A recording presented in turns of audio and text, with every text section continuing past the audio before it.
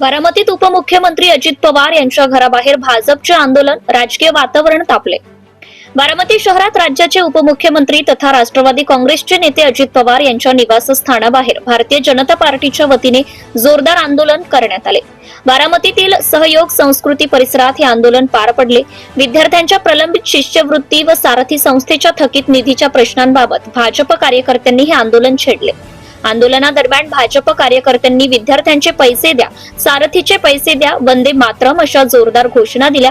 तसेच अजितदादा जवाब द्या अशा घोषणा देत उपमुख्यमंत्र्यांच्या भूमिकेवर टीका करण्यात आली आहे. घोषणाबाजीमुळे परिसरात काही काळ तणावाचं वातावरण निर्माण झाले होते. आंदोलनाची तीव्रता लक्षात घेता कायदा व सुव्यवस्था अबाधित राहावी यासाठी पोलिसांचा बंदोबस्त तैनात करण्यात आला होता. काही वेळाने पोलिसांनी परिस्थिती नियंत्रणात आणली. या आंदोलनामुळे परिसरातील नागरिकांमध्येही चर्चा सुरू झाली होती.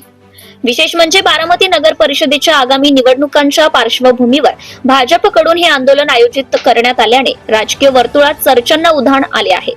सत्तेत असलेल्या राष्ट्रवादी काँग्रेस व भारतीय जनता पार्टी यांच्यातील युतीबाबत पुन्हा एकदा शंका कुशंका उपस्थित केल्या जात आहे.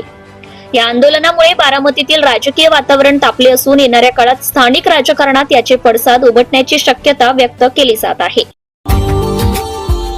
Subscribe now and press the bell icon. Never miss an update.